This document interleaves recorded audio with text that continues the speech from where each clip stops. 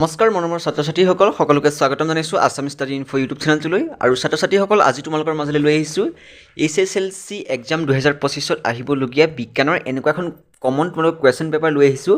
এইখন তোমালোকে চাই যোৱা, তোমালোকৰ এইবাৰ 2025 বৰ্ষৰ পৰীক্ষাত প্ৰায় কুৱেশ্যন কমন পৰিব আৰু তোমালোকে নতুনকৈ চেনেলটো ছাবস্ক্ৰাইব কৰি নটিফিকেশ্যন বেলত ক্লিক কৰি দিবা আৰু এইটো ভিডিঅ'ত লাইক এটা কৰি দিবা। ঠিক আছে, তো এতিয়া আমি কুৱেশ্যনকেইটা আলোচনা কৰিছোঁ, তোমালোকে এইখন নিজৰ বহীত ভালদৰে লিখি লোৱা। প্ৰথমটো কুৱেশ্যন তোমালোকে মন কৰিবা, ছেকশ্যন 8 আছে তোমালোকৰ ইংলিছ মিডিয়ামৰ সকলোৱে চাব পাৰিব। শুদ্ধ উত্তৰটো বাছি উলিওৱা, তোমালোকে শুদ্ধ উত্তৰটো বাছি উলিয়াবলৈ আহিছে। প্ৰথমটো কুৱেশ্যন কৈছে যে তোমালোকৰ তলৰ কোনটো ধাতুকল্পৰ উদাহৰণ নহয়। তো অপশ্যন এ আছে SI, অপশ্যন বি আছে GE, অপশ্যন চি আছে B আৰু অপশ্যন ডি আছে AL। আৰু ইয়াতে কোনটো শুদ্ধ উত্তৰ হ'ব তোমালোকে চাবা।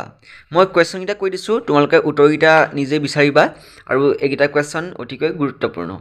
ঠিক আছে, নেক্সট কুৱেশ্যনটো মন কৰিবা। তোমালোকক নেক্সট কুৱেশ্যনটো দেখাইছোঁ মই। তলৰ কোনটো যৌগ ছ'ডা এচিড অগ্নি নিৰ্বাপক যন্ত্ৰত ব্যৱহাৰ কৰা হয়। অপশ্যন এ আছে NaCl, অপশ্যন বি আছে Na2CO3, চি আছে NaHCO3, ডি আছে NH4Cl। আৰু এইটো কুৱেশ্যন অতিকৈ খুবেই গুৰুত্বপূৰ্ণ, এইবাৰ পৰীক্ষাত অহাটো প্ৰায় নিশ্চিত। তোমালোকে এইটো কুৱেশ্যন চাবা। ইয়াত যিকেইটা উত্তৰ দিয়া হৈছে এইটো শুদ্ধ বুলি তোমালোকে নাভাবিবা, এজন ল'ৰাৰ পৰা লোৱা হৈছে এইটো, তো তেওঁ ভুলকৈ কৰিব পাৰে, তোমালোকে নিজৰ শুদ্ধটো ভালদৰে বাছি ল'বা। তাৰ 3 নম্বৰ কুৱেশ্যনটো চাবা। বনস্পতিজাত দ্ৰব্যৰ পচন সাৰলৈ পৰিৱৰ্তন হোৱাটো তলৰ কোনটো শ্ৰেণীৰ বিক্ৰিয়াৰ উদাহৰণ। তলৰ কোনটো শ্ৰেণীৰ বিক্ৰিয়াৰ উদাহৰণ, তো চাবা তোমালোকে। অপশ্যন এ আছে তাপগ্ৰাহী বিক্ৰিয়া, অপশ্যন বি আছে তাপবৰ্জী বিক্ৰিয়া, চি আছে দুয়োটা আৰু ডি আছে ওপৰৰ এটাও নহয়।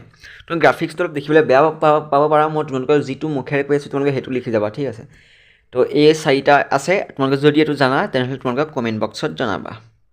তাৰপিছত নেক্সট কুৱেশ্যন মন কৰিবা। নেক্সট কুৱেশ্যনটো তোমালোকক দেখাইছোঁ।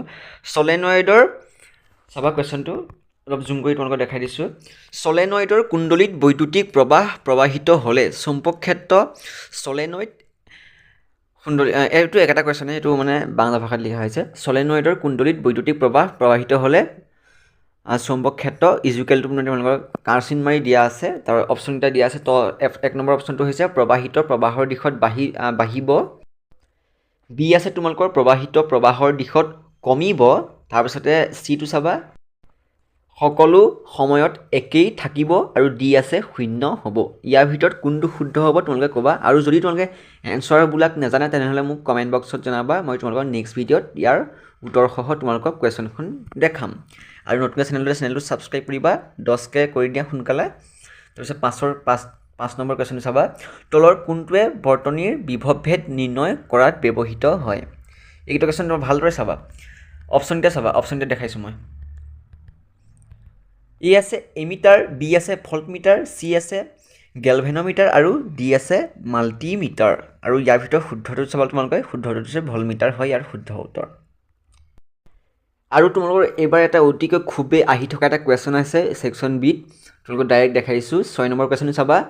ব্লিচিং পাউডাৰ প্ৰস্তুতকৰণৰ এটা পদ্ধতি লিখা। তোমালোকৰ কুৱেশ্যনটো আহিব যে ব্লিচিং পাউডাৰ প্ৰস্তুতকৰণৰ এটা পদ্ধতি লিখা, তাৰপিছতে কুৱেশ্যনটো লগাই দিব ব্লিচিং পাউডাৰৰ 2টা ব্যৱহাৰ লিখা। এইটো একেবাৰে সহজ কুৱেশ্যন, তোমালোকে যদি ভালদৰে কিতাপখন পঢ়িছা তোমালোকে তাতে লিখা আছে। যদি নাজানা মোক কমেণ্ট কৰিবা, মই তোমালোকক দিম ধুনীয়াকৈ লিখি। 6 নম্বৰ কুৱেশ্যনটো চাবা, আৰু 2 নম্বৰ তোমালোকে পাই যাবা। কেতিয়াবা এইটো 3 নম্বৰো আহি যায়।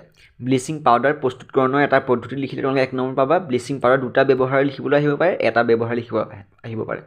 ঠিক আছে, এইটো তোমালোকে 2 নম্বৰ পাই যাবা, আৰু এইটো ভালদৰে চাবা। ইংলিছ মিডিয়ামৰ সকলেও চাবা, ইংলিছতো লিখা আছে, তোমালোকৰ চিলেবাছ ছেইম হয়। তাৰপাছতে কুৱেশ্যন নম্বৰ তোমালোকে 7টো চাবা। তলৰ ৰাসায়নিক বিক্ৰিয়াটোৰ উৎপাদিত দ্ৰব্য লিখা। তো 1 নম্বৰটো চাবা CaCO3 plus H2O plus CO2 equal তোমালোকে লিখিব লাগিব। তাৰপিছতে বিটো চাবা Na2CO3 প্লাছ 10H2O, আৰু এইটো তোমালোকে সমান ইজুকেলটো লিখিবা কি হ'ব, আৰু এইটো তোমালোকে 2 নম্বৰ পাই যাবা। পৰীক্ষাত আহিলে তোমালোকে 2 নম্বৰ আহিব পাৰে, এটাও লিখিলে এটা আহিলে 1 নম্বৰ আহিব, তো তোমালোকে লিখি দিবা। তাৰপিছত 8 নম্বৰ কুৱেশ্যনটো চাবা তোমালোকে। 8 নম্বৰ কুৱেশ্যনটো মই তোমালোকক জুম কৰি দেখাইছোঁ।